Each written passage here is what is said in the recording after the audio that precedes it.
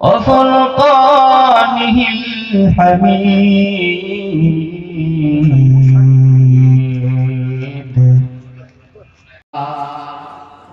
তখন আমার আল্লাহ রাব্বুল আলামিন পরের আয়াতে বলেন ওয়ালা তাহিনু ওয়ালা তাহজানু ওয়া আনতুমুল আ'লাউনা ইন কুনতুম মুমিনিন। ও আমার বান্দারে ভালো করে শুনে রাখো, যদি তোমরা ঈমানদার মুসলমান হয়ে থাকো, কোরআনকে ভালোবেসে থাকো, কোনো ভয় নাই, টেনশন নাই। সূর্য যেরকম অস্ত হয়, সূর্য যেরকম ডুবে যায়, সকালের পর যেরকম সন্ধ্যা হয়ে যায়, সন্ধ্যার পরে যেরকম সকাল হয়ে যায়, এটা যেমন সত্য, আমার বান্দা বান্দিরা যদি কোরআন মেনে নেয়, দিলের ভিতরে সব কিছু যদি ভুলে যায়, একমাত্র কোরআনের জন্য যদি নিজের জীবন বিলীন করে দিতে পারে, তাহলে আমি আল্লাহ রাব্বুল আলামিন কথা দিলাম, ওই সমস্ত বান্দা বান্দির জন্য ইসলামের বিজয়টা আমি আল্লাহ তাআলা দিয়ে দেই। জোরে বলেন সুবহানাল্লাহ। এই যে ভারতবর্ষের কথা বলি, আজকে তো ভারতবর্ষ বলেন, বাংলাদেশ বলেন, গোটা পৃথিবীর জমিনে কোরআনী হুকুমত চালু হয় নাই। শুধু ভারতবর্ষ কেন, আমাদের বাংলাদেশ 90% মুসলমানের দেশেও কোরআনের কথা বলা যায় না। কোরআনের কথা বললেই গ্রেপ্তার, বাস্তব কথা বলতেছি, অথচ 90% মুসলমান। কারণ এই জন্য গ্রেপ্তার করা হয়, কারণ গোটা সমাজটা ভরে গেছে সুদখোর, ঘুষখোর, বাটপার দিয়ে। কথা বলেন ঠিক কিনা? এই জন্য বলেন ঠিক কিনা কথা? আমার আল্লাহ রাব্বুল আলামিনের পয়গম্বর বলেন, ইযা তুখিযাল ফাইউদ ওয়ালান আমার উম্মতের দল ভালো করে শুনে রাখো, যে সমস্ত বান্দারা রাষ্ট্রীয় সম্পদকে নিজের মনে করে ব্যবহার করে, আমি নবী, বিশ্ব নবী হাসরের মাঠে তার জন্য সুপারিশ করব না। রাষ্ট্রীয় সম্পদ নিজের মনে করে ব্যবহার করে ভক্ষণ করে নাই। রাস্তার বাজেট যদি হয় 10 কোটি টাকা, আমাদের নেতা এমন কাজ করে 9 কোটি টাকা পকেটে ঢুকায় আর 1 কোটি টাকার কাজ করে, তার মধ্যে আবার সন্দেহ আছে। কথা বলেন ঠিক কিনা? এটাই হলো আমাদের নেতাদের পরিচয়। সবাই রাগ করতেছেন আপনারা? আমরা এরকমই হয়, কোরআনের তাফসীর তো করতে হবে নাকি বলে? আমার মসজিদে আলোচনা করলে কত বলেন আসে থানা থেকে, এ হুজুর ঠিকভাবে কথা বলেন, এগুলো বলা যাবে না।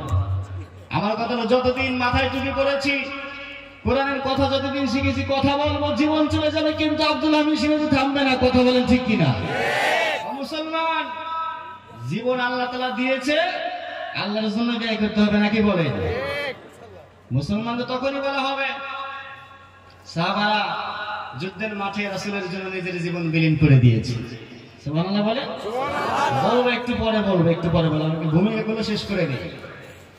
তখন আল্লাহর নবী বিশ্বনবী বলেন, ওয়াল আমানাতু মাগনামান, যে সমস্ত বান্দারা আমানতের খিয়ানত করে, আমি নবী সেই সমস্ত বান্দাদের কখনো সুপারিশ করব না। তাদের নাফরমানির কারণে, তাদের গুনাহের কারণে আমার আল্লাহ তাআলা সমাজের ভিতরে আযাব দিয়ে দেন। জোরে বলেন নাউজুবিল্লাহ। আল্লাহ দেখেন কেমনে মেসেজ দিচ্ছেন। আল্লাহ তাআলা বলেন, واتقوا فتنة لا تصيبن الذين ظلموا منكم خاصة واعلموا أن الله شديد العقاب। আমার আল্লাহ রাব্বুল আলামিন বলেন, আমার বান্দারে ভালো করে শুনে রাখো, তোমার গুনার কারণে, তোমার নাফরমানির কারণে মনে করো না তোমার নাফরমানির কারণে শুধু তোমার উপর আযাব দেওয়া হবে। না না না, আমার আল্লাহ তাআলা বলতেছেন, যালামু মিনকুম খাসা, শুধু তোমার নাফরমানির কারণে তোমার এই একা আযাব দেওয়া হবে এমনটা নয়। বরং সমাজের ভিতরে যদি কেউ নাফরমানি করে, সমাজের ভিতরে যদি কেউ অন্যায় করে, জুলুম নির্যাতন করে, আমার আল্লাহ রাব্বুল আলামিন বলেন, তার জুলুম নির্যাতনের কারণে গোটা সমাজের মানুষের উপরে আমি আল্লাহ তাআলা আযাব দিয়ে দিই। জোরে বলেন নাউজুবিল্লাহ। এখন বলেন তো দেখি, আমরা সমাজের ভিতরে অন্যায়কারী, জুলুমকারী, নির্যাতনকারী থাক আমরা কি চাই? কথা বলেন চাই? ভালো করে শুনে রাখেন মুসলমান বর্তমানে ভাইয়েরা, আবার আল্লাহ তাআলা কি মেসেজ দিচ্ছেন ভালো করে শুনে বোঝা যাবে আমাদের ঈমানটা কেমন। শুধু ওয়াজ শুনে চলে গেলাম তাহলে তো হবে না, কিসসা কাহিনী তো অনেক শোনা যায় নাকি, কিন্তু একটু বুঝতে হবে যে আসলে আমাদের ঈমান কি আর আল্লাহ তাআলা কি বলেছেন আমাদেরকে। আবার আল্লাহ রাব্বুল আলামিন বলেন, তোমাদের ঈমানটা যখন মজবুত হয়ে যাবে, তোমাদের ঈমানটা যখন পাকাপোক্ত হয়ে যাবে, তখন আমি আল্লাহ তাআলা তোমাদের ঈমানটা আরো বৃদ্ধি করে দেব। যখন ঈমানের কথা বলবে, কোরআনের তেলাওয়াত যখন করা হবে, আল্লাহ রাব্বুল আলামিন বলেন, ইন্নামাল মুমিনুনা আল্লাযীনা ইযা যুকিরাল্লাহু ওয়াজিলাত কুলুবুহুম ওয়া ইযা তুলিয়াত আলাইহিম আয়াতুহু যাদাতহুম ঈমানা ওয়া আলা আল্লাহি ফালইয়াতাওয়াক্কালিল মুমিনুন। আল্লাহ রাব্বুল আলামিন বলেন, আমার বান্দারে, 5টি গুণ যদি কোনো মানুষের ভিতরে থাকে তাহলে মনে করবা তারা ঈমানদার। কয়টি গুণ? কথা বলেন, কয়টি গুণ? 5টি গুণ যদি কোনো মানুষের ভিতরে থাকে তাহলে বুঝতে হবে তারা ঈমানদার নিঃসন্দেহে। এখন আমি আপনি একটু মিলে নেই আল্লাহ তাআলার গুণের সাথে আমরা শামিল আছি কিনা, সেই গুণটা আমাদের ভিতরে আছে কিনা। আমার আল্লাহ রাব্বুল আলামিন বলেন, আমি আল্লাহ তাআলার কথা যখন তোমাদের সামনে তেলাওয়াত করা হয়, বলা হয়, আমি আল্লাহর নাম যখন নেওয়া হয়, তখন ওই সমস্ত ঈমানদার যারা হবে তাদের অন্তরটা কম্পন করে উঠবে। জোরে বলেন সুবহানাল্লাহ। আল্লাহর হুকুম যখন চলে আসবে, তাফসীরের দিকে যাচ্ছি, ওয়া আলাল্লাহি ফালইয়াতাওয়াক্কালিল মুমিনুন। আমার আল্লাহ রাব্বুল আলামিন এর আগে বলতেছেন, আমি আল্লাহ রাব্বুল আলামিনের নাম যখন শুনবে তাদের অন্তরটা কম্পন করবে। আমি আল্লাহর বিধান যখন তাদের সামনে চলে যাবে তারা বিধান মানবে, বিধান না মেনে তারা কখনো থাকতে পারবে না। এখন কোরআনের ভিতরে আল্লাহ তাআলা যা করার জন্য আদেশ করেছেন সেটা যদি আমরা করি তাহলে ঈমানদার হয়ে যাব, যা করার জন্য নিষেধ করেছেন সেটা যদি আমরা ছেড়ে দিই তাহলে ঈমানদার হয়ে যাব। যেমন আল্লাহ রাব্বুল আলামিন বলেছেন, وَذَرُوا مَا بَقِيَ مِنَ الرِّبَا إِن كُنتُم مُّؤْمِنِينَ। জয় বলেন আল্লাহু আকবার। আল্লাহ রাব্বুল আলামিন বলেন, আমার বান্দারে, যদি তোমরা সুদ ছেড়ে দিতে পারো তাহলে তোমরা আমার ঈমানদার বান্দা হয়ে যাবা। সুবহানাল্লাহ বলেন। এদিকে কি সুদ খায়? সুদ আছে? আমি তো জানি যে ইন্ডিয়াতে না, আমাদের বাংলাদেশে সুদ আছে। ইন্ডিয়াতেও আছে। হায় হায় হায়। দেখেন, সুদের ব্যাপারে সংক্ষেপে বলে নেই, আল্লাহর নবী বিশ্ব নবী বলেছেন, যারা সুদ খাবে, যারা সুদ দিবে, যারা সুদের ব্যাপারে সাক্ষী দিবে, যারা সুদ লিপিবদ্ধ করবে, ওয়াকাতিবাহু ওয়াকালাহুম সাওয়া। হাদিস আছে নজর। আল্লাহর নবী বিশ্ব নবী বলেন, লাআন রাসূলুল্লাহ সাল্লাল্লাহু আলাইহি ওয়াসাল্লাম। দেখেন কত বড় ভাই। আল্লাহর নবী বিশ্ব নবী বলেন, অভিশপ্ত ধ্বংস হয়ে যাবে ওই সমস্ত যারা সুদ খাবে, যারা সুদ দিবে, যারা সুদের ব্যাপারে সাক্ষী দিবে। এখন কথার কথা, আমি 1 লক্ষ টাকা লোন নিব কিন্তু ব্যাংক আমার লোন দিবে না। আপনি মাঝখানে দাঁড়িয়ে বলতেছেন, আমার চাচাতো ভাই, তারে সুদ দিয়ে দেন, লোন দিয়ে দেন, আমি সাক্ষী আছি। আছেন এরকম? আমি সাক্ষী আছি, আমি সিস্টেম করে ব্যবস্থা করে দেব। এই যে আপনি সুদের ব্যাপারে সাক্ষী দিলেন, এবারে যারা ব্যাংকার, ব্যাংকে চাকরি করি, এনজিও বলেন, গ্রাহক বলেন, চাকরি করে, ওই যে একটা ব্যাগ দিয়ে দেয়, যাও সারাদিন তোমরা কিস্তি উঠায় নিয়ে আসেন। আসেন এদিকে? সুদের ব্যাপারে যারা লিপিবদ্ধ করলো, লোনের ব্যাপারে যারা লিপিবদ্ধ করলো, আমার নবী বলতেছেন 4 জন বাটপার একই দলের লোক। কথা বলেন ঠিক কিনা? এবার সুদের ব্যাপারে কত গুণ আল্লাহর নবী বলেন, যে সমস্ত বান্দারা সুদ খাবে তারা 73টা গুনার ভিতরে শামিল হয়ে যাবে। কয়টি গুনাহ? 73টা গুনাহ। সর্বনিম্ন গুনাহ হলো তার নিজের মায়ের সাথে জিনা করা। নাউজুবিল্লাহ বলেন। নাউজুবিল্লাহ। এখন যদি বলি এখানে যারা আছেন, কে কে মায়ের সাথে জিনা করেছেন, পাওয়া যাবে? কেউ পাওয়া যাবে না।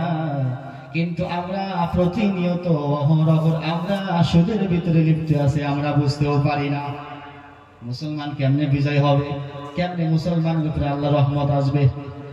একটা আয়াত কিন্তু আমি বলেছি, তোমার গুনাহের কারণে সমাজের ভিতরে আল্লাহ তাআলা সকলকে আযাব দিয়ে দেবে। আমার ওয়াজ যদি খেয়াল করে শুনেন অনেক কিছু বুঝতে পারবে। মানে যে আউল ফাউল কথা বলার লোক আমি না। তখন আল্লাহর নবী বিশ্ব নবীর কথা, ৭৩টি গুনাহের ভিতরে সর্বনিম্ন গুনাহ হলো নিজের মায়ের সাথে জিনা করা, আর সর্বোচ্চ গুনাহ হলো আমার নবী বিশ্ব নবী আমার আল্লাহ রাব্বুল আলামিন ঘোষণা করে দিয়েছেন, ইয়া আইয়ুহাল্লাযীনা আমানুত্তাকুল্লাহ ওয়া যারু মা বাকিয়া মিনার রিবা ইন কুনতুম মুমিনিন।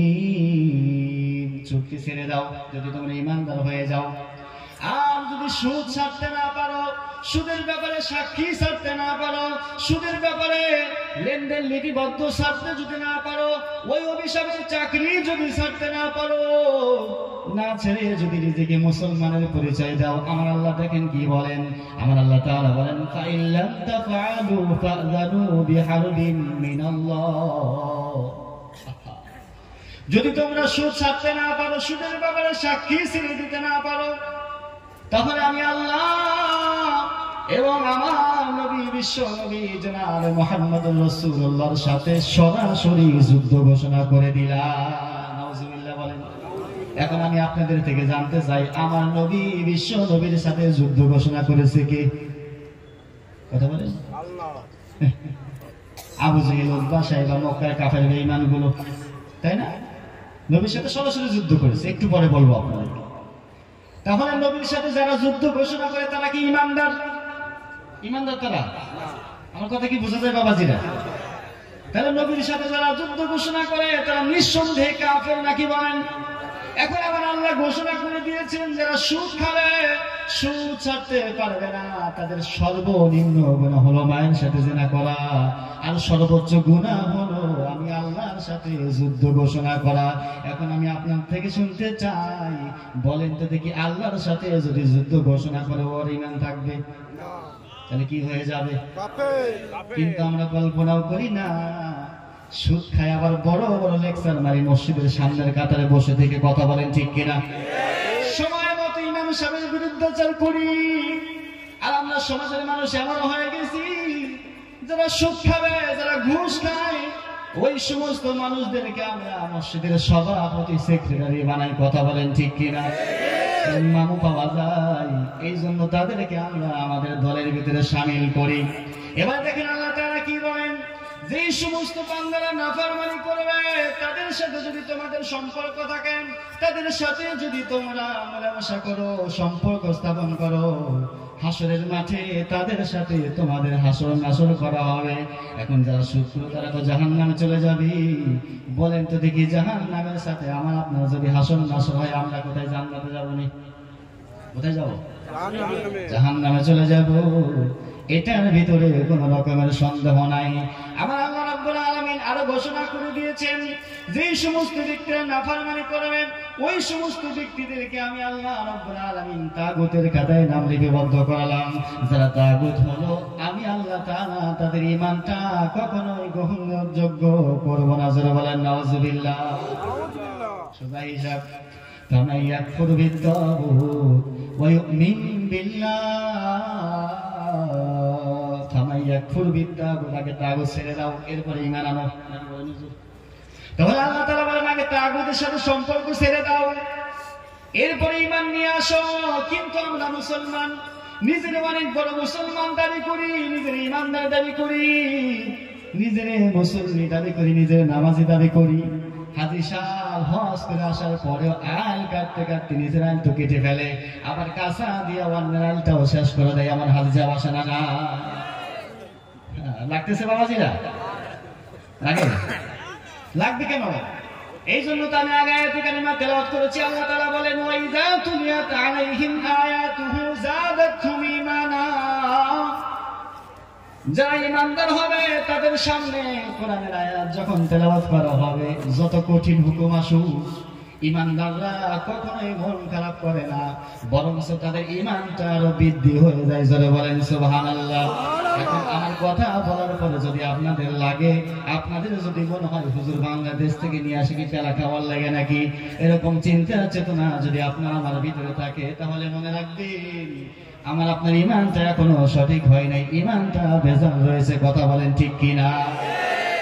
ভেজাল ইমান নিয়ে জান্নাতে যাওয়া যাবে না। আপনি নামাজ পড়তে পড়তে কপালটা ফেটে ফেলাইছেন, কপালের ভিতরে জখম হয়ে গিয়েছে, সব কিছুই করেছেন, তাহাজ্জুদ 10 রাকাতের জায়গায় 100 রাকাত পড়লেন। আমার আল্লাহ রাব্বুল আলামিন বলেন, তোমার নামাজ যদি তোমারে অশ্লীলতা পাপাচার বেহায়াপনা থেকে যদি বিরত না করে, তাহলে মনে রাখবা তোমার নামাজ কবুল হয় নাই, আমি আল্লাহ গ্রহণযোগ্যতা করি নাই। যদি নামাজ কবুল হয়ে যায়, ওই নামাজের থেকে আল্লাহর কসম করে বলি অপর মুসলমান কখনো অপমান অবদস্ত হবে না। কথা বলেন ঠিক কিনা? আমার নবী বিশ্বনবী বলেন, আল মুসলিমু মান সালিমাল মুসলিমুনা মিন লিসানিহি ওয়া ইয়াদিহি। প্রকৃতপক্ষে মুসলমান তো তাকেই বলা হয় যার হাত দ্বারা এবং কথা দ্বারা, জবান দ্বারা, ব্যবহারের মাধ্যমে অপর মুসলমান নিরাপদ থাকবে। কথা বলেন ঠিক কিনা? এখন আমি আপনি মিলায় দেখি, আমার আপনার ব্যবহার, আপনার কথায় যদি আমার পার্শ্ববর্তী মুসলমান যদি নিরাপদ না থাকে, কোনোভাবে যদি আমরা কষ্ট দিয়ে থাকি, কোনোভাবে যদি আমরা জুলুম নির্যাতন করে থাকি, কোনোভাবে যদি আমরা ক্ষমতার কারণে টাকা পয়সার গরমে যদি গরিবের হক মেরে খেয়ে থাকি, ইতিমের মাল যদি আমরা ভক্ষণ করে থাকি, যতক্ষণ পর্যন্ত তার কাছে ক্ষমা ঘোষণা না চাইবেন, আমার আল্লাহ তাআলা কখনো আপনাকে ক্ষমা করবে না। যত বড় মুফতি মুহাদ্দিস হন, যত বড় হাজী সাহেব হন, কোনো লাভ নাই। আগে ওর কাছে ক্ষমা চাইতে হবে, তার হক বুঝিয়ে দিতে হবে। আজকে আমাদের সমাজে এমন পরিচালিত হয়ে যায়, ভাই ভাই যখন সম্পত্তি বন্টন হয়ে যায়, 5 ভাই যদি থাকে আর একটা বোন যদি থাকে, বোনকে যতটুকু দেওয়ার দরকার ততটুকু সম্পদ দেওয়া হয় না। বোনের সম্পদ গুলো ইলিয়ে বিলিয়ে ভাইরা সব বন্টন করে নিয়ে নেয়। এমন ভাই আছে না নাই? যতক্ষণ পর্যন্ত বইয়ের সম্পদ সঠিকভাবে না দিবেন, বোনের সম্পদ যতক্ষণ পর্যন্ত ক্লিয়ার ভাবে হিসাব নিকাশ করে না দিবেন, আপনি যতবার হজ করে আসেন আপনার হজ আল্লাহ কবুল করবে না। আসেন, অনেক কথা বললাম, এদিকে আজ যাবো না, আলোচনার দিকে চলে যাই। তাহলে আল্লাহ রাব্বুল আলামিন বলেছেন, ইয়া আইয়ুহাল্লাযীনা আমানুত্তাকুল্লাহ, ও আমার বান্দারে তোমরা আমি আল্লাহ রাব্বুল আলামিনকে ভয় করো। আমি আল্লাহ রাব্বুল আলামিনকে ভয় করো, এমন ভয় করো না গোটা পৃথিবী একদিকে চলে যাবে, গোটা পৃথিবীর মানুষগুলো তোমাকে মারার জন্য, আক্রমণ করার জন্য, ধূলিসাৎ করার জন্য পায়তারা চালাবে, কিন্তু তুমি মুসলমান কোরআনের রাস্তা থেকে এক পাও তুমি হটবে না। কথা বলেন ঠিক কিনা? মুসলমান কখনো পিছিয়ে হটতে পারে? মুসলমান পিছিয়ে হঠার জাতি না।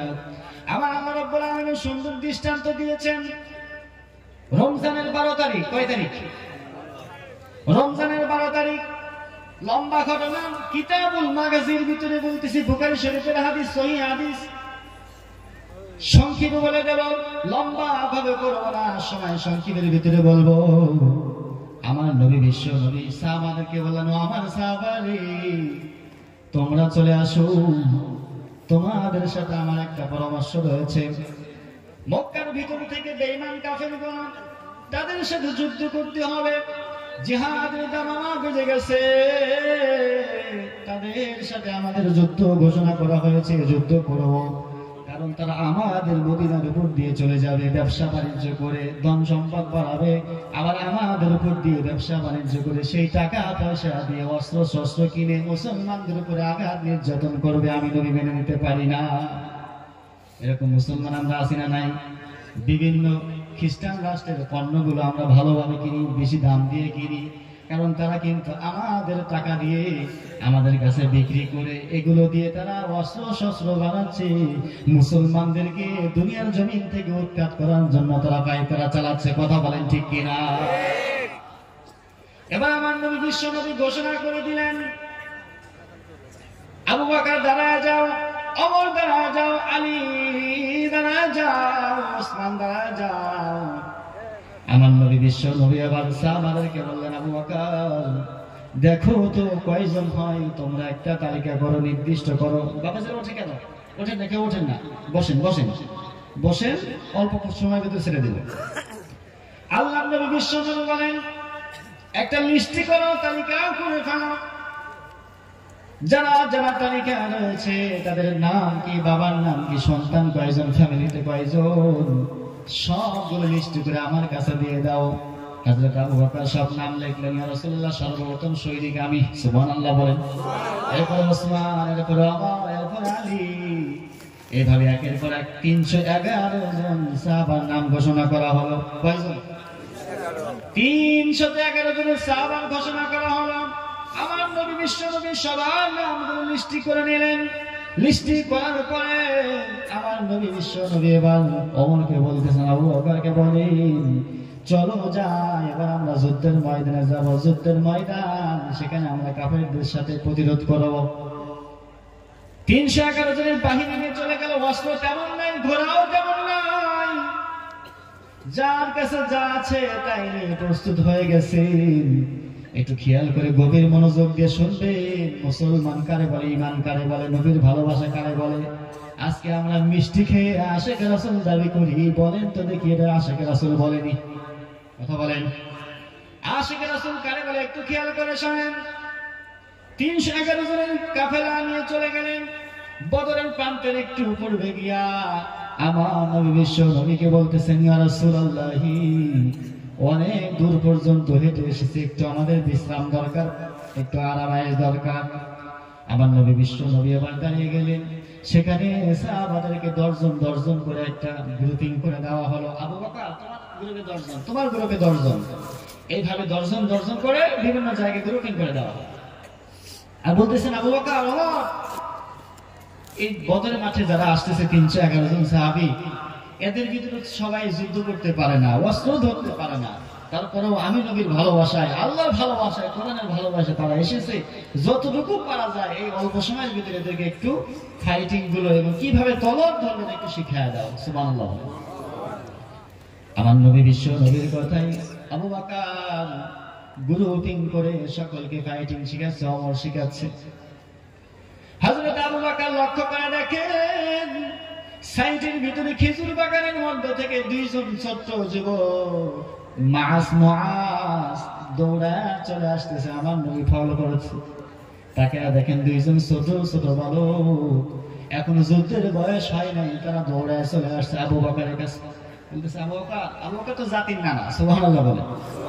আবু বকর, নানা, আমরা 2 জন যুদ্ধে যাব। আবু বকর, কি বাবা পাগলামি সাগলামি কথা, যুদ্ধের জন্য তো ফিটনেস দরকার। রাসূল এই যে লাঠি দিয়ে মাপ দিয়েছেন, এই লাঠির সমান যে হবে সে যুদ্ধে যেতে হবে।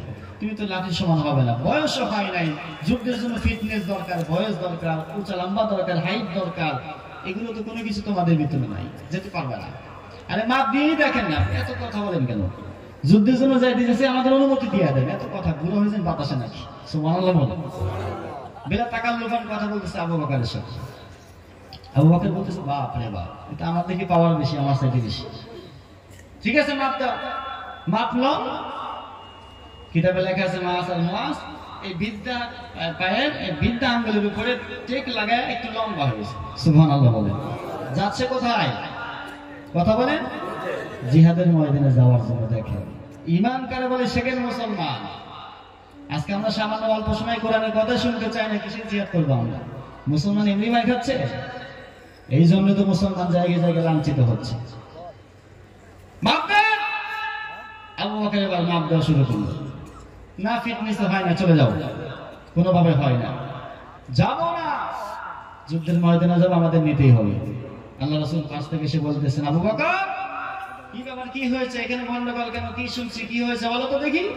ইয়া রাসূলুল্লাহ, এই 2টা সন্তান, বয়স হয় না, ফিটনেসও হয় না, আপনি বলেছেন এই মাপ অনুযায়ী যারা হবে তারা যুদ্ধের ময়দানে যেতে পারবে।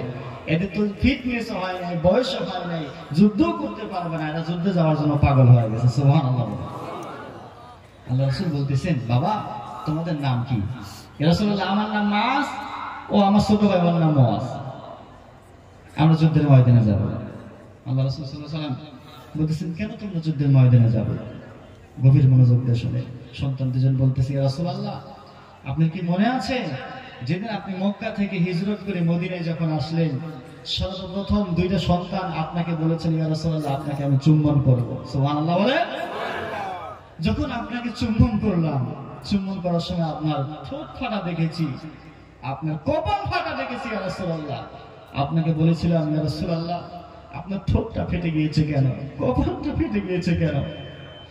আপনি বলেছিলেন, মক্কার বেঈমানগুলো 1 মাস 1.5 মাস আগে আমি সেখানে ইসলামের দাওয়াত দেওয়ার জন্য গিয়েছিলাম, কাফের বেঈমানগুলো আমার এমন ভাবে আঘাত করেছে, কাফের এক যুবক এসে আমার কলার ধরে আমার এমন জোরে ঘুষি মেরেছে, আমার নাক ফেটে রক্তাক্ত হয়ে গেছে, আমি জমিনে পড়ে গিয়েছি। আর কাফের বেঈমানগুলো পাথর দিয়ে আমার মাথায় আঘাত করেছে, আমি নবীর কপালটা ফেটে রক্তাক্ত, পুরো শরীরটা রক্ত হয়ে গেছে, বেহুশ হয়ে জমিনে পড়ে গিয়েছি। হুঁশ ফিরে এসেছে, আমি এসেছি, আমাকে চেনা যায় না, রক্তাক্ত শরীর। ওই যুবক দুটা বলতেছি, ইয়া রাসূলুল্লাহ, আল্লাহর কসম করে বলি, ওই কুলাঙ্গারের বাচ্চাগুলো যদি কোনোদিন মদিনার জমিনে আছে, ওদের জীবন বলি থেকে আলাদা করে দেবো। জোরে বলেন সুবহানাল্লাহ। যদি কোনোদিন মদিনার জমিনে পাই, বেঈমানগুলোর সাইজ করে দেবো, যতক্ষণ পর্যন্ত সাইজ না করবো আমরা কখনো ঘরে ফেরত জাতি নয়। কথা বলেন ঠিক কিনা? এটার নাম মুসলমান। ঈমান কাকে বলে দেখেন, আজকে আমরা স্লোগান দিয়ে জিহাদ জিহাদ জিহাদ চাই, বন্দুকের ফটফট পেছন থেকে আর নাই। কথা বলেন ঠিক কিনা? এই ঈমান দিয়ে চলবে না, ঈমান মজবুত করতে হবে। এবার দেখেন কি বলে, ইয়া রাসূলুল্লাহ, আমরা যাবো যুদ্ধের ময়দানে। যখন এই কথা বললো, আল্লাহ রাসূল সাল্লাল্লাহু আলাইহি ওয়াসাল্লাম চাদর মোবারক দিয়ে রাসূলের চোখের পানি মোছা শুরু করলো। হাই, ইসলামের জন্য এত পাগল, আমি নবীর জন্য এত পাগল তোরা? ঠিক আছে, আমি তো না নিয়ে পারি না। এবার বড় ভাই বলতেছে, বড় ভাইকে বলে, মাস রে, তোর তো সেই শক্তি নাই, যুদ্ধে গিয়ে কি করবি? কারণ এই যুদ্ধের ভিতরে সব শক্তিশালী কাফেররা আসতেছে, আমাদের বাপ-দাদারা আসতেছে এখানে, এদের সাথে আমাদের যুদ্ধ করতে হবে, রক্তক্ষয়ী যুদ্ধ হবে, তোমরা যে সেখানে পারবা না। পারি না পারি, হয় আপনার শত্রুকে মারবো আর না হয় মরবো। জোরে বলেন সুবহানাল্লাহ। তারপর অনুমতি দেন। পারবি না রে মাস, পারবি না, তোর শক্তি নেই। ইয়া রাসূলুল্লাহ, আপনার 311 জন সাহাবীর মধ্যে সবচেয়ে শক্তিশালী কে বলেন তো দেখি? বলতেছে, আমার শক্তি ছিল সাহাবী হযরত ওমর। সুবহানাল্লাহ। কারণ যে ওমরকে দেখলে শয়তান আগে থেকে রাস্তা থেকে ভেগে পলায়ন করে। ওমর, যে ওমরকে দেখে কাফের বেঈমানগুলো পালাতে বাধ্য হয়। যদি শুনে যে ওমর আজকে যুদ্ধের ময়দানে আসছে, কাফেররা সামনে যেতে চায় না। সুবহানাল্লাহ বলেন। তাহলে ওমরের সাথে লাগায় দেন, ওমরের যত শক্তি আছে দেখবো, ওমরের সাথে আলাদা লাগায় দেন, দেখি পারি কিনা। ওমরকে মুহূর্তের ভিতরে পোল্ট্রি মেরে জমিনে ফেলায় দেন। আল্লাহ রাসূল, বাপ রে বাপ, ভাবই তো আলাদা দেখি। ঠিক আছে, যা, অনুমতি দিয়ে দিলাম তোর। সুবহানাল্লাহ বলেন। এবার ছোট ভাই বলতেছে, ইয়া রাসূলুল্লাহ, আমি কি দোষ করলাম? আমার বড় ভাই শক্তিশালী সাহাবী ওমরের সাথে লড়ার কথা শুনে তার হিম্মত দেখে আপনি অনুমতি দিলেন, আর আপনি আমাকে অনুমতি দিবেন না? তাহলে যদি অনুমতি না দেন, শক্তি যদি পরীক্ষা করতে চান, আমার বড় ভাই মাঝের সাথে আমার লাগাইয়া দেন। ও তো ওমরের সাথে লড়ার কারণে অনুমতি পাইছে, ওর সাথে আমার লাগাইয়া দেন, মুহূর্তের মধ্যে ফালাইয়া দেন। তাই ঠিক আছে, লাগো, তাহলে দুজন লাগো। সুবহানাল্লাহ বলেন। আল্লাহ রাসূল মিষ্টি মিষ্টি হাসতেছে, এবার বর্ণনা এইভাবে আসছে, মিষ্টি মিষ্টি হাসতেছে, ওদেরকে বলতেছে, ঠিক আছে লাগো, তাহলে দেখি কে পারে। এবারে এক ভাই আর এক ভাইয়ের সাথে ফাইটিং শুরু করবে। এখন ছোট ভাই বড় ভাই পায়ে কেটটি দিয়ে পা দিয়ে বলতেছে, ভাই আমার তো আসলে শক্তি নেই, তোমার সাথে শক্তি কম, কিন্তু আমরা দুইজন কিন্তু সেই দিন প্রতিজ্ঞাবদ্ধ হয়েছিলাম, রাসূলের দুশমন বেঈমানকে যতক্ষণ পর্যন্ত ধূলিসাৎ করতে না পারবো, আমাদের দুই ভাই আমরা কখনো ঘরে ফিরে যাব না। সুবহানাল্লাহ। ভাইরে, যেভাবে হোক আমাকে কিন্তু নিতেই হবে। ঠিক আছে ভাই, টেনশন করো না, তুই আমার এইভাবে আলগি মেরে ফালায় দে। ছোট ভাই তার কথা মতো আলগি দিয়ে ফালায় দিয়েছে জমিনে। ফালায় দেওয়ার পরে বড় ভাইয়ের বুকের উপরে ছোট ভাই লাফ দিয়ে উঠে গিয়েছে। সুবহানাল্লাহ। আল্লাহ রাসূল সাইড থেকে দেখে আর মৃদু মৃদু হাসে, বলতেছে, ওমর কি করবি তাহলে? দিয়ে দে, পাগল হয়ে গেছে, দিয়ে দে, যা, যুদ্ধের ময়দানে যা। সুবহানাল্লাহ। আল্লাহর নবী বিশ্ব নবীর সাহাবারা যুদ্ধের ময়দানে চলে গেল। সংখ্যা মাত্র 313 জন, আর কাফের বেঈমানদের সংখ্যা হলো 1000। তার চাইতে বেশি রওয়ায়েতে আছে 1000 কাফেরদের সাথে 313 জন যুদ্ধ করবে, মোকাবেলা করবে। এটা কি সম্ভব? কই 1000 আবার কই 313 জন। আমার আল্লাহ রাব্বুল আলামিন বলেন, আমার পয়গম্বর টেনশনের কোনো কারণ নাই। ওয়ালাকাদ নাসরাকুমুল্লাহু বিবাদরিন ওয়া আনতুম আযিল্লা। আমি আল্লাহ রাব্বুল আলামিন বদরের মাঠে মুসলমানদের জন্য সাহায্য করব, নসরত করব। যারা বলেন সুবহানাল্লাহ। টেনশনের কোনো কারণ নাই। আমি আল্লাহ রাব্বুল আলামিন বান্দাদের ঈমান দেখতে চাই। যার ঈমান যত বড়, আমি আল্লাহ রাব্বুল আলামিন তার বিজয়টা তত বড় করে দিয়ে। যারা বলেন সুবহানাল্লাহ। আল্লাহ নবী বিশ্বনবী এবার টেনশন মুক্ত হয়ে গেলেন। লম্বা করে না, সংক্ষিপ্ত করে দিচ্ছি। এবার যুদ্ধের ময়দান শুরু হয়ে যাবে। আল্লাহ নবী বিশ্বনবী আনসারীদের মধ্য থেকে 3 জনকে পাঠিয়ে দিলেন। উতবা, শাইবা, ওয়ালিদের বিরুদ্ধে 3 জন আনসারীকে পাঠিয়ে দিয়েছেন। এবার উতবা বলতেছে, তোমাদের সাথে আমরা কি যুদ্ধ করব? তোমরা তো আনসার, তোমাদের সাথে আমাদের যুদ্ধ করার কোনো প্রশ্ন আসে না। আমরা তো শক্তিশালী মানুষ, হেদামালা মানুষ, আমাদের সাথে যুদ্ধ করবে আমাদের বংশের লোকেরা। তোমরা চলে যাও। আল্লাহ নবী বিশ্বনবী বললেন, তাহলে আলী দাঁড়া যাও। সুবহানাল্লাহ বলেন। আলী দাঁড়া গেলেন, নবীর চাচা হামজা দাঁড়া গেলেন, আবু বকর দাঁড়া গেলেন। এই 3 জন হলো তাদের বংশীয় লোক। এবার বংশে বংশে রাখবে যুদ্ধ, রক্তক্ষয়ী যুদ্ধ এবার শুরু হয়ে যাবে। এবার হযরত আলী, হামজা এবং উবাদা রাদিয়াল্লাহু তাআলা আনহুম তাদের সাথে যুদ্ধ ঘোষণা যখন হয়ে গেল, আলীর সাথে যখন লেগে গেল, হামজার সাথে যখন লেগে গেল, হযরত আলী রাদিয়াল্লাহু তাআলা আনহু কাফেরের সাথে যুদ্ধ করলেন। যুদ্ধ করতে করতে এক পর্যায়ে একটি আঘাত করার কারণে কাফেরের দেহ থেকে মাথাটা আলাদা হয়ে গেল। যারা বলেন সুবহানাল্লাহ। এক কোপে শেষ। এবার হামজার সাথে শাইবা লেগে গেছে। শাইবার দুনিয়ার জমিন থেকে বিদায় করে দিয়েছে। এবার উবাদা নতুন সৈনিক, যুদ্ধের মাঠে কোনোদিন যায়নি। মুসলমানদের প্রথম যুদ্ধ হলো। 12 তারিখে রওনা দিয়েছি, 17 রমজানে যুদ্ধটা হয়েছে শুরু। আমার নবী বিশ্বনবীর সাহাবা উবাদা যুদ্ধ করতে করতে এক পর্যায়ে ওয়ালিদ আমার নবী বিশ্বনবীর সাহাবা উবাদার আঘাত করলো। আঘাত করার কারণে উবাদার হাতটা কেটে পড়ে গেল। বাম হাতটা আঘাত করার কারণে কেটে পড়ে গেল। আর একটা আঘাত করলো ঘাড়ে। আঘাত করার পরে তার কাল্লাটা বডি থেকে আলাদা হয়ে চামড়ার সাথে রগের সাথে জ্বলা শুরু করে দিল।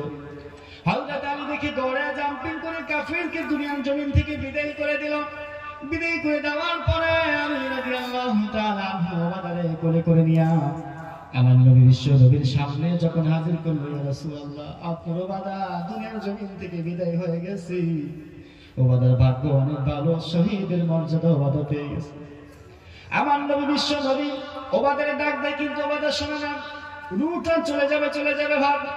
আল্লাহ রাব্বুল আলামিন উবাদার মুখ থেকে জবান বের করে দিয়েছেন, ইয়া রাসূলুল্লাহ, ইয়া হাবিবাল্লাহ, আপনার কাছে একটা জিনিস চাইব, দিবেন নি? আমার নবী বিশ্বনবী বলেন, অবশ্যই, বলো কি জিনিস? বলে, আমার আপনি মাফ করে দিয়েন, আমার জন্য দোয়া করবেন, আমার আল্লাহ জান্নাত দিবনি।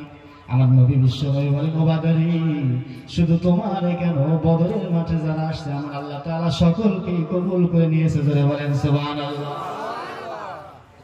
ইয়া রাসূলুল্লাহ, মনে বড় আশা, জীবনের শেষ মুহূর্তটা আপনার দেখার জন্য।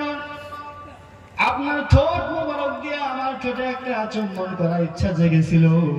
ইয়া রাসূলুল্লাহ, কারণ আপনার ঠোঁট যে ঠোঁটে লেগেছে, সেই ঠোঁটে কোনোদিন জাহান্নামের আগুন স্পর্শ করবে না। আমার নবী বিশ্বনবী আবার উবাদার ঠোঁটে এবার চুম্বন করলো। উবাদা রক্ত মাখা ঠোঁটটা নবীর ঠোঁটের সাথে লেগে রক্ত হয়ে গেল। আমার নবী বিশ্বনবী উবাদার কোলের ভিতরে নিয়ে বলতেছেন, আলী রে, টেনশনের কোনো কারণ নাই, ভয়ের কোনো কারণ নাই। আমার আল্লাহ তাআলা আসমান থেকে 1000 ফেরেশতা নাজিল করেছেন কাফেরদের বিরুদ্ধে যুদ্ধ করার জন্য। যারা বলেন সুবহানাল্লাহ। আলফিন মিনাল মালায়েকাতি মুরদিফিন। আমার আল্লাহ রাব্বুল আলামিন আসমান থেকে 1000 ফেরেশতা প্রথমত পাঠিয়ে দিয়েছেন কাফেরদের সাথে যুদ্ধ করার জন্য। 1000 ফেরেশতা যখন পাঠিয়ে দিলেন, আমার আল্লাহ রাব্বুল আলামিন বলেন, 1000 তো মাত্র দিলাম, আমি আল্লাহ তাআলা অসংখ্য অগণিত ফেরেশতা দুনিয়ার জমিনে পাঠিয়ে দিয়েছি বদরের মাঠে, যাতে করে কাফের বেঈমানগুলো দুনিয়ার জমিন থেকে বিদায় হতে চায়। আর মুসলমানদের বিজয়টা আমি আল্লাহ তাআলা করার জন্য ফেরেশতা পাঠিয়েছি। যারা বলেন সুবহানাল্লাহ। কেন? মুসলমানদের তাকওয়া দেখেন। এবারে যে 72 যুবক যুদ্ধ চলতেছে, তুমুল যুদ্ধ। 72 যুবক আব্দুর রহমান ইবনে আওফ দাঁড়িয়ে আছেন, এদিকে তাকায়, বামে তাকায়, ডানে তাকায়, তাকায় দেখে সাথে কেউ নাই। কি বাবা, আমি কার সাথে থেকে যুদ্ধ করব? আমার সাথে কোনো সাহাবা নাই। নিচে দুইজন সন্তান, দুই সাইডে দুইটা যুবক দাঁড়িয়ে আছে, ওই যে দুই ভাই দাঁড়িয়ে আছে। এবার মাছ বলতেছেন, কাকা গো, মুখে হাত দিয়ে বলেন, কাকা বলেন তো দেখি নবীর শত্রু আবু জেহেল কোনটা? আব্দুর রহমান ইবনে আওফ বলতেছেন, আবু জেহেলের খবর দে, তুমি কি করবা? সাহস তো কম না। আবু জেহেলের সাথে আমরা লড়ার জন্য সাহস পাই না, তোমার সাহস তো দেখি কম না। বলে দেখায় দেন একবার। ছোট ভাইও চুপে চুপে বলতেছে, কাকা আবু জেহেল কোনটা জানেন? চিনেন? আমাদেরকে চিনে দেন তো। মানে এমন ভাবে বলতেছে, ছোট ভাই যেন, ও বলতেছে কাকা ও যেন না আসেন, ও বলতেছে কাকা ওই ছোট ভাই যেন না আসেন। মানে ওদের তামান্না হলো ও একাই আবু জেহেলকে খতম করবে। সুবহানাল্লাহ। ইমানি জজবা কেমন দেখেন মুসলমান।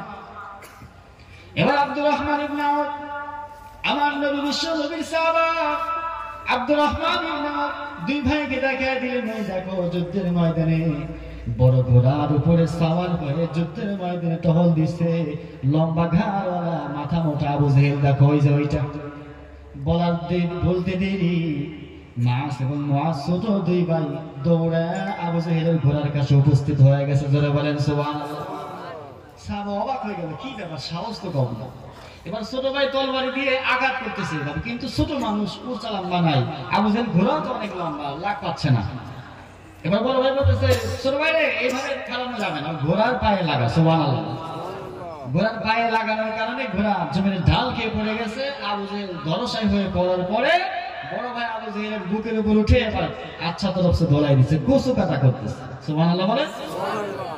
কোবাইতে অবস্থা শেষ। আবু জেহেলের ছেলে ইকরামা দূর থেকে দেখে, বাপরে তো খতম করে দিচ্ছে, সারা জীবনের মতো সাইজ করে দিচ্ছে। আজকে দৌড় করে এসে ছোট ভাইয়ের সাথে যুদ্ধ শুরু করে দিল। এক পর্যায়ে যুদ্ধ করতে করতে মুআজের কোন কিতাবে লেখা আছে ডান হাত, কোন রেওয়ায়েত আছে বাম হাত। যখন আঘাত করলো, আঘাত করার পরে হাতটা চামড়ার সাথে ঝুলে পড়তেছে। সুবহানাল্লাহ বলেন। ছোট বাচ্চা দেখেন, চামড়ার সাথে শুধু ঝুলতেছে, বাম হাত দিয়ে এবার তলোয়ারি দিয়ে আঘাত, যুদ্ধ শুরু করে দিয়েছে। যুদ্ধ করতে করতে এই হাত দিয়ে কষ্ট হয়, যুদ্ধ করতে পারে না, কারণ শেষর পারতেছে, সমস্যা হচ্ছে।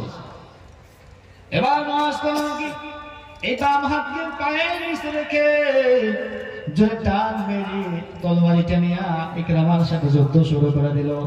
ইকরামা আমার বুঝতে পেরেছে মুসলমানরা তো কখনো বিধু জাতি না, মুসলমানদের সাথে কখনোই পারা যাবে না, বাপে জাহান্নামে যাক, আমি ইকরামা আমার জানটা নিয়ে আগে পালা। দৌড়ায় পালায় চলে গিয়েছে। এবার আবু জেহেল ওই জায়গায় খতম করেছে। দুনিয়ার জমিন থেকে বিদায় করা আগে আবু জেহেল বলতেছি, ভাই রে, আমি মক্কার ভিতরে এত বড় লিডার ছিলাম, এত বড় কাফের ছিলাম, আমার মেরে তোমরা তো গর্ববোধ হয়ে গেছো, তোমাদের তো সৌভাগ্য হয়ে গেছে আমার মতো নেতারে মারছে। বাদপার বলে কি দেখে, যদি আমার জবাই করে তাহলে আমার গর্দানটা একটু লম্বা করে করো, যাতে মানুষ দেখি চিনতে পারে এটা আবু জেহেলের মাথা। মরার সময় আর অহংকারে যায় নাই। আল্লাহর নবী বিশ্বনবী এবার বলতেছেন, আবু জেহেলকে কি হত্যা করা হয়েছে? দুই ভাই বলতেছেন, ইয়া রাসূলুল্লাহ, ইয়া হাবিবাল্লাহ, মনে বড় আশা ছিল আপনার শত্রুরা দুনিয়ার জমিন থেকে বিদায় করা। আমরা দুই ভাই দেখেন চাকুর সাথে তলোয়ারের সাথে তাজা রক্ত লেগে আছে, এই রক্ত আর কারো নাই, আপনার শত্রু বেঈমান ইসলামের শত্রু আবু জেহেলের রক্ত আমার তলোয়ারের সাথে লাগা আছে। সুবহানাল্লাহ বলে। দেখেন ইমানটা কেমন, জজবা কেমন। আমার নবী বিশ্ব নবী বলেন, যে সমস্ত বান্দা, যে সমস্ত বান্দি আমি নবী বিশ্ব নবীর জন্য জীবন দিয়ে দেবে, জীবনটা বিলীন করে দিবে, কাল কিয়ামতের মাঠে, হাসরের মাঠে আমি নবী তাদের জন্য সুপারিশকারী হয়ে যাব। সুবহানাল্লাহ বলেন। নবীর সুপারিশ আমরা চাই কি চাই না? কারা কারা চাই না দুই হাত তুলে দেখাই তো। চাই কারা কারা? একটু দুই হাত তুলে দেখান। লিল্লাহি তাকবীর। যদি নবীর সুপারিশ পেতে চাই শুধু মুখে মুখে নবীর আশিক দাবি করলে কি হবে? না, নবীর আদর্শ মানতে হবে। আদর্শ মানতে হবে কি হবে না? নবীর আদর্শ যদি আমরা না মানি, সারা জীবন যদি আপনি নিজেকে মুসলমান দাবি করেন, ইমানদার দাবি করেন, আল্লাহর কসম করে বলি আপনি ইমানদার হতে পারবেন না, নবীর আশিক হতে পারবেন না। কথা বলেন ঠিক কিনা? নবীর আদর্শ মানতে হলে প্রথমত আল্লাহর নাফরমানি ছেড়ে দিতে হবে, গুনাহ ছেড়ে দিতে হবে। কারণ আল্লাহ তাআলা বলেছেন যে আয়াতে কারিমা তেলাওয়াত করেছি, আমার আল্লাহ রাব্বুল আলামিন বলেন ওয়ালা তামুতুন্না ইল্লা ওয়া আনতুম মুসলিমুন।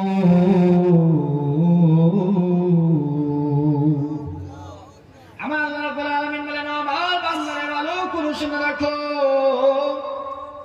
যতক্ষণ পর্যন্ত মুসলমান না হবে, পরিপূর্ণ ইমানদার পরিপূর্ণ মুসলমান না হওয়া পর্যন্ত আমি আল্লাহ তাআলা তোমাদেরকে মুসলমানের সার্টিফিকেট দেব না।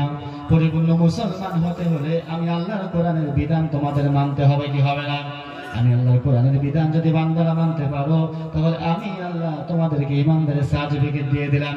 আর ইমানদার যখন হতে পারবা, তখন আমি আল্লাহ তাআলা তোমাদের জন্য জান্নাত বাজেট করে রেখেছি। জোরে বলেন সুবহানাল্লাহ।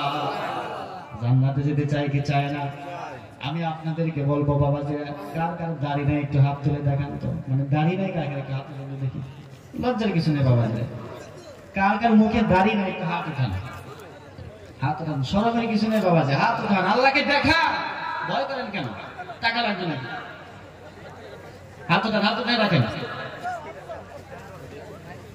যার দাড়ি নাই, যদি নবীকে ভালো না বাসেন সে হাত উঠায় না, আর যদি নবীকে ভালোবাসেন তাহলে হাত উঠান। আল্লাহ তাআলা কিন্তু ভিডিও করতেছে, বুঝিনি যে যে হাত উঠান না, আল্লাহ ভিডিও করতেছে। হাসরের মাঠে কিন্তু ধরা খেয়ে যাবে। আজকে আমার সাথে কি ওয়াদা করতে পারবেন তোমার হাত নামানো?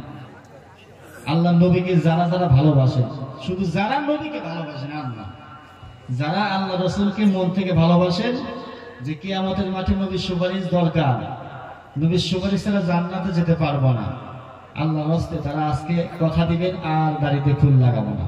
কে আছেন একটু হাত উঠান দেখি। মর্দে মুজাহিদকে হাত উঠান। একজন, দুইজন, তিনজন, এই কয়েকজনই হাত কিন্তু অনেক উঠেছিলেন। এই কয়েকজনই মনে মনে ভাবতেছেন বউ পাবো না নাকি? হ্যাঁ, বউ দিবে না। আর সুন্দরী মেয়ে পাবেন, হাত উঠায় দেখেন, দাড়ি রেখে দেখেন না। দাড়িওয়ালা যারা পছন্দ করে, যে সমস্ত মা বোনেরা, যে সমস্ত বোনেরা দাড়িওয়ালাদেরকে পছন্দ করে, মনে রাখবেন ওদের ভিতরে ঈমান আছে। কথা বলেন ঠিক কিনা? আর যারা দাড়িকে পছন্দ করে না, কিরিম শেখ, ওটা হিজলা মার্কা মুসলমান নাকি বলেন? আরে মুসলমান ওয়াজিব তরকের গুনাহ। যতক্ষণ গুনাহ কেমন জানেন? যদি কোনো ব্যক্তি দাড়ি ক্লিন শেভ করে, তাহলে এই দাড়ি যতক্ষণ পর্যন্ত এক মুষ্টি না হবে, কতটুকু? এক মুষ্টি হতে কমপক্ষে 4-5 মাস সময় লাগবে, আরো বেশি লাগতে পারে, 1 বছর লাগতে পারে। যতক্ষণ পর্যন্ত এক মুষ্টি না হবে, ততক্ষণ পর্যন্ত কবিরা গুনাহ ফেরেশতা লিখতেই থাকবে। নাউজুবিল্লাহ বলে। তাও সেকেন্ডের কাটার চাইতেও স্পিডে লিখতে থাকবে। আর আল্লাহ রাসূল বলেন একটা কবিরা গুনাহ তাকে জাহান্নামে নেওয়ার জন্য যথেষ্ট। এই যে হুজুর আছে এখানে, জিজ্ঞাসা করে দেখেন, বানোয়াটি একটা কথা আমি বলি না, অভ্যাস আমার নেই। তাহলে প্রতি সেকেন্ডে যদি কবিরা গুনাহ লেখা হয়, আর যদি আপনি দাড়ি কাটেন, নামাজ যদি পড়েন, নিজেকে ইমানদার দাবি করেন, আশিকে রাসূল দাবি করেন, নবীর ভালোবাসার মানুষ হিসেবে যদি দাবি করেন, হবে? আল্লাহ রাসূল হাসরের মাঠে দেখবেন কোন বান্দার আজকের এই মাহফিলে হাত উঠেছে দাড়ি রাখার জন্য। যদি দাড়ি রাখেন, আমি কথা দিলাম, যদি আপনার নিয়ত সলিড থাকে, খালেস থাকে, আল্লাহ তাআলা আজকের এই নিয়তের মাধ্যমে, দাড়ি রাখার মাধ্যমে আল্লাহ রাসূল আপনাকে সুপারিশ করে জান্নাতে নিয়ে যাবেন। রাসূলের হাদিস এটা, বানাতে কোনো কথা নয়। সুতরাং যারা হাত উঠেছেন, ওয়াদাবদ্ধ হয়েছেন, আল্লাহ যদি আমাকে কোনোদিন এখানে নিয়ে আসে, যদি আল্লাহ যদি আমাকে নিয়ে আসে, আমি জিজ্ঞেস করব কারা কারা ওয়াদা করেছিলেন, ঠিক আছিল কিনা, ওয়াদা ছিল কিনা, বা কে কে দাঁড়িয়ে রেখেছিলেন সেই ওয়াদায়, তখন দেখা যাবে। ঠিক আছে ইনশাআল্লাহ। আল্লাহ রাব্বুল আলামিন আমাদের সকলকে তৌফিক দান করুন। সকলে বলে আমিন। কোরআনের মহব্বত, কোরআনের ভালোবাসা আমাদের আছে না নাই? আছে। কম না বেশি? বেশি। কোরআনের মহব্বত যদি আমাদের ভিতরে না থাকে বাবাজিরা, যত কিছু করি, যত দল করি, কোরআনের বিধান যদি আমরা না মানি, আপনি যত নামাজ পড়েন কোনো লাভ নাই যদি বিধান আপনি না মানেন। খালি নামাজ পড়লে তাহলে মুসলমান বলে না, সেজদা দিলে তাহলে মুসলমান বলে না, আল্লাহ তাআলা বলতেছেন মুসলমান তো তাকেই বলা হয় যে নামাজ পড়বে, নামাজ প্রতিষ্ঠা করবে এবং কোরআন অনুযায়ী নিজের জীবন গঠন করবে। সুবহানাল্লাহ বলে। আপনি আপনার ফ্যামিলির ভিতরে আপনি গার্জিয়ান, আপনার সন্তান নামাজ পড়ে না, আমি যে আয়াতে কারিমা তেলাওয়াত করেছি মুমিনের গুণ কয়টি বলেছি মনে আছে? ওয়াজ মনে রাখতে হবে বাবাজিরা। কয়টি গুণ মুমিনের? 5টা। হ্যাঁ 5টি গুণ। এক নাম্বার কি? আল্লাহর কথা শুনলে তাদের অন্তরে ভয় শুরু হয়, কম্পন শুরু হয়। আল্লাহর বিধান আসলে তারা যদি না মানে গুনাহ করলে ভিতরে কি হয়? কম্পন শুরু হয়ে যায়। 2 নাম্বার হলো যখন কোরআন তেলাওয়াত করা হয় তাদের ঈমানটা বৃদ্ধি পায়। কোরআনের ভিতরে যত শক্ত কথাই হোক যদি বলে বান্দার গায়ে লাগবে না। আজকে আমাদের বাংলাদেশে তো যদি হক কথা বলা হয় মানে তিলে বাগানে জ্বলে যায়, মানে ওই যে বাটপার, ও যে চোর, এই জন্য গায়ে লাগে। কথা বলেন ঠিক কিনা? যদি আমার আপনার ভিতরে লেগে যায় তাহলে মনে করবেন যে আমাদের ঈমানের ভিতরে কি আছে? সমস্যা আছে।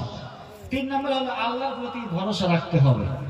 আল্লাহর পক্ষ থেকে যা হবে সবকিছু করতে গিয়ে আল্লাহর পক্ষ থেকে। 4 নাম্বার হলো আল্লাযীনা ইয়াকিমুনাস সালাহ, যে আমি আল্লাহ তাআলা তোমাদের উপরে যে 5 ওয়াক্ত নামাজ ফরজ করে দিয়েছি, 5 ওয়াক্ত নামাজ প্রতিষ্ঠা, পড়ার কথা বলে নাই। ইকিম মানে কি? কায়েম করা। নামাজ পড়ার কথা বলা হয় না, নামাজ প্রতিষ্ঠা করতে হবে। আপনি নিজে পড়বেন, আপনার সন্তান, আপনার মেয়ে, আপনার স্ত্রী, আপনার মা, আপনার বাবাকে নামাজ পড়ানোর জন্য যত কিছু প্রয়োজন সবকিছু করতে হবে। কথা বলেন ঠিক কিনা? কারণ হাসরের মাঠে আল্লাহ রাব্বুল আলামিন আপনাকে বলবেন কোন জিনিস তোমার জাহান্নামে নিয়ে যায়? মা সালাকাকুম ফি সাকার, কোন জিনিস তোমার জাহান্নামে নিয়ে যায়? তখন ওই সমস্ত বান্দা বান্দিরা বলবেন ক্বালু লাম নাকু মিনাল মুসাল্লিন, রব্বুল আলামিন আমরা নামাজ পড়ি নাই, নামাজকে আমরা অবহেলা করেছি, এই নামাজের জন্য আজকে আমাদেরকে জাহান্নামের ভিতরে ফেলানো হচ্ছে। নামাজ পড়বেন তো ইনশাআল্লাহ? কারা কারা পড়বেন একটু 2 হাত তুলে আল্লাহকে দেখান। আল্লাহ তুমি আমাদের সকলকে কবুল করো, সকল বলে আমিন। এই যে সারা রাত জালসা শুনলাম, যদি নামাজ যদি না পড়ে জালসা শুনে কোনো কাজ হবে? মুসলমান নিজেকে দাবি করে লাভ হবে? মুসলমানের হাতিয়ারই তো হচ্ছে নামাজ, নাকি বলেন? আজকে মুসলমান নামাজ পড়ে না দেখা, মুসলমান মসজিদে যায় না, মুসলমান ঘরে শুয়ে থাকে, নামাজের টাইম হয়, যার কারণে বাবরি মসজিদ দখল হয়ে গেছে। কথা বলেন ঠিক কিনা? মুসলমান মসজিদে যাওয়া বাদ দিয়েছে, জ্ঞানবেগু মসজিদ নিয়ে ষড়যন্ত্র চলতেছে। মুসলমান মসজিদে যাওয়া বাদ দিয়েছে, আদিনা মসজিদ নিয়ে ষড়যন্ত্র চলতেছে। মুসলমান মসজিদে যাওয়া বাদ দিয়েছে, বাইতুল মুকাদ্দাসকে কিনে নেওয়া হয়েছে। এইভাবে যদি মুসলমান নামাজ থেকে কাফের হয়ে যায়, মুসলমান যদি ঈমানকে ভুলে যায়, আল্লাহর কসম করে বলি গোটা পৃথিবীর জমিনে মুসলমান লাঞ্ছিত, অপমানিত, অপদস্থ হবে। কথা বলেন ঠিক কিনা? এই জন্য কাফের বেঈমান শুধু দেখে যে মুসলমান কেমন জাতি, কারণ মুসলমানের ভিতরে এত দলাদলি, এত ফাটাফাটি, সেরাসেরি, খেলাটেরি সব মুসলমানের ভিতরে। যারা জোরে আমিন বলে ওদের আলাদা মসজিদ, যারা আস্তে আমিন বলে ওদের আলাদা মসজিদ, যাদের লম্বা টুপি ওদের আলাদা মসজিদ, গোল টুপি ওদের আলাদা মসজিদ। মানে আমরা টুপির ভিতরে ইসলাম খুঁজে নিয়েছি, নাকি বলে? ও অমুক টুপিওয়ালা কাফের, অমুক টুপিওয়ালা কাফের, অমুক কাফের, অমুক মুশরিক। মানে মনে হয় কাফেরের দোকান খুলে নিয়েছে হুজুরে। আজকে এই স্টেজে ওয়াজের মাহফিলে উঠলে সব হিংসা গিবত শেখায় শুরু হয়ে যায়, বিশেষ করে আমাদের বাংলাদেশ বিষয়টা। কি এক নিয়ম খারাপ জিনিস, সবচেয়ে নিকৃষ্টতম জিনিস যারা গিবত নিয়ে পড়ে থাকে। নাউজুবিল্লাহ বলেন। আপনি যত বড় আলেম হন, যত বড় মুফতি মুহাদ্দিস হন, যত বড় বক্তা হন, আপনার ওয়াজে শ্রোতার পানি পড়তে পড়তে লুঙ্গি ভিজে যায়, এরকমও যদি হয়, কিন্তু আপনার ভিতরে হিংসা আছে, অহংকার আছে, সমালোচনা আছে, কোনো দাম নাই আল্লাহর কাছে আপনার। বিশেষ করে 2-3 জন মা বোন যদি এক জায়গায় হয়, গিবতের তো কোনো মানে অভাবই নেই। শুরু হয়ে যায় অমকের ব্যাটার বউ এই, অমকের ব্যাটার বউ এই, অমকের ব্যাটার বউ সেই। মানে গিবতের আড্ডাখানা। মাগরিব নামাজ পড়ার পরে কিছু কিছু নামাজি মুসল্লিরা চাষটলে যা বসে, আছে না নাই? আমাদের বাংলাদেশে কথা বলতেছি বাবা, চাষটলে গিয়ে বসে আজকে ইমাম সাহেব লম্বা করে আদেশ, ইমাম সাহেব ভালো না, ইমাম সাহেব তো ইমাম সাহেব, খাদের সব কি ভালো না, অমুক এই করছে সেই করছে। এই যে গিবত শুরু হয়ে গিয়েছে, ভালো জিনিস না খারাপ জিনিস? আল্লাহ রাসূল বলেন আল গীবাতু আশাদ্দু মিনাজ জিনা, গীবত হলো জিনার চাইতে মারাত্মক জিনিস। কথা বলে ঠিক কিনা? আল্লাহ তাআলা আমাদের সকলকেই গীবত থেকে, হিংসা থেকে, সমালোচনা থেকে, পরনিন্দা থেকে সকলকে হেফাজত করুন। সকলে বলে আমিন। কোরআনের ভালোবাসা, কোরআনের মহব্বত আমাদের অন্তরের ভিতরে ধরে রাখার তৌফিক দান করুন। সকলে বলি আমিন। আল্লাহ তাআলা আমাদের সকলকেই কোরআনের বিধান ভালোভাবে মানার তৌফিক দান করুন সকল বলে আমিন।